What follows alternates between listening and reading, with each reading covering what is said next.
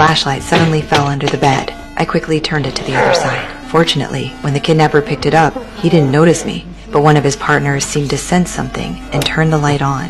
I was frozen with fear, staring at the kidnapper just inches away. My heart nearly stopped. Even my toes were clenched tight. Luckily, they were all looking at the bed. It turned out the leader was lying on the bed. When they broke in, my boyfriend hurt him. The boss, getting stabbed, meant my boyfriend was probably dead. I couldn't help but shed a tear, but quickly closed my eyes, afraid the tear might fall onto the floor. Just when I was nearly hopeless, the chance came. The henchmen were sent to clean up the blood, leaving only Jack in the room with the boss. Jack, seeing the boss in pain, was about to look up healing methods online when my bag dropped to the floor. I saw the phone inside, and a glimmer of hope sparked inside me. I grabbed the stick, ready to peek out, but Jack suddenly looked over at me. I froze, not daring to move. Thankfully, Jack was just talking to the boss, not noticing me. I couldn't waste any more time, carefully stretched the stick out, and slowly moved towards the bag. When I finally touched the bag, the stick was too thick. It couldn't catch the strap. I felt helpless, but success was within reach. I didn't want to give up. Seeing Jack distracted, I made a bold decision. I gently put down the stick,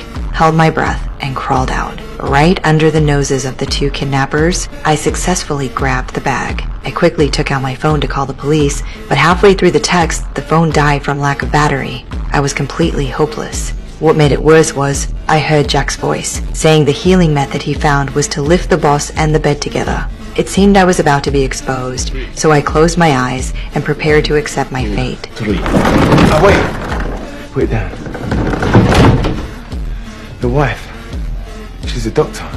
Then I realized someone was still alive in my boyfriend's house. Soon, a woman was brought in. She seemed to know about my secret meetings with my boyfriend and accidentally dropped her watch on the floor. When she crouched down to pick it up, she saw me under the bed. But now, I was the only one who could save her family. She pretended to stay calm, stood up, and began stitching up the boss's wound. But the henchmen were watching too closely, and neither of us found a way to escape. In the end, I had to stay hidden under the bed while she was taken to another room. She and my boyfriend were both tied to the bed, while my boyfriend's father wore a suit, and the kidnappers even helped him put on a tie. It turned out they planned to use his position as a bank manager to rob the largest bank in town. After the father was taken away, most of the kidnappers left to execute the plan. Only the boss remained in the room. I waited for the bed to stay still, thinking the boss had fallen asleep, ready to take a peek.